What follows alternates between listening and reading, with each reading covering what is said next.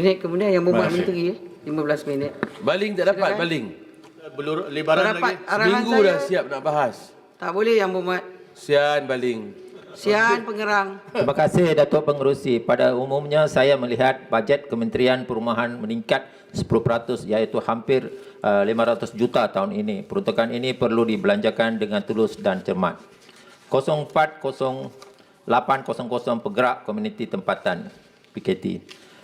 RM8.6 juta diperuntukkan untuk pergerakan komuniti tempatan. Pada hemat saya, insentif ini sebenarnya tidak perlu dan akan mewujudkan duplikasi kerja. Malah, insentif ini diabaikan program atau memaksimumi kerja yang sedia ada.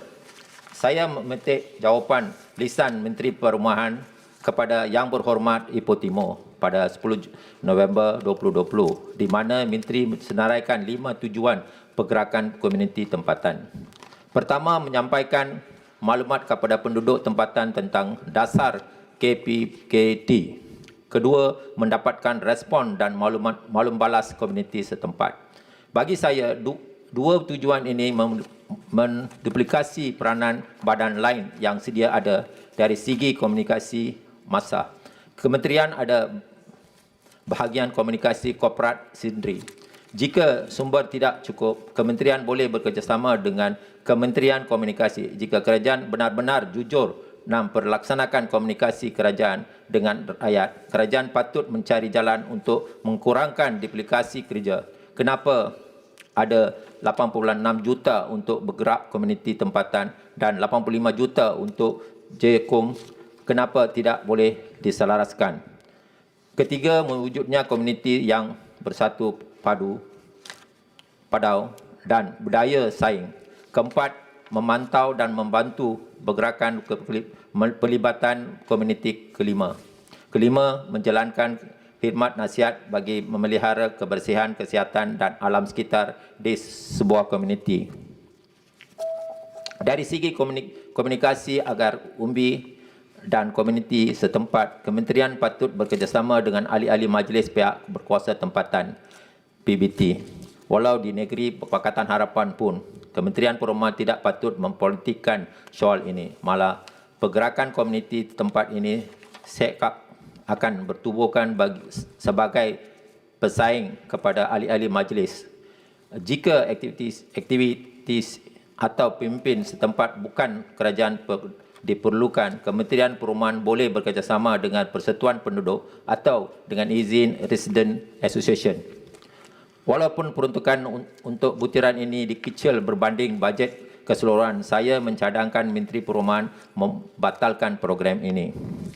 Duit 8.6 juta ini boleh disalurkan kepada program dan insentif yang lebih bermakna. Contohnya butir 02, 0500 bahagian Kampung Baru atau Kampung Baru tahun ini dipotong 4 juta. Butiran 02, 04, 00 perancangan bandar dan desa pula dipotong 5 juta. 49 juta diperuntukkan untuk projek PPP, iaitu lebih kurang 1% daripada bajet Kementerian Perumahan. Apakah projek yang dimaksudkan ini? Saya minta Menteri Perumahan diperincikan projek ini dari segi tujuan dan maksimi dan senarai pemegang taruh. Tiada sebab kenapa Menteri Perumahan tidak boleh memberi maklumat ini kepada Dewan. Jika kita melihat butiran 990100 dan 990200 cukup jelas PPB yang memaksudkan ialah projek bersama SW Corp untuk mengurusan sia pejal. Kenapa Menteri Perumahan tidak boleh memperincikan butiran 00200 pula? Pada hemat saya, Kementerian Perumahan patut fokus perhatian kepada masalah rakyat, bukan mengusulkan program yang tidak bermanfaat.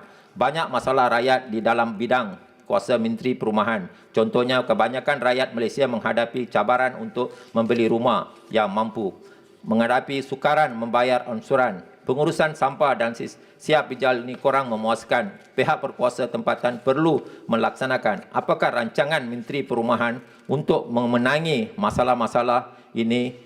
Saya minta Menteri Perumahan menjawab. Terusnya saya ingin bertanya. Yang berhormat habis. Saya ingin bertanya berkenaan 10 balai saat bomba. Yang Berhormat. Balai bomba yang diluluskan rancangan Malaysia ke-11 tetapi masih belum dilaksanakan. Rancangan Malaysia ke-12 sudah bermula. Tolong beri jawapan. Terima kasih, Datuk Pengerusi.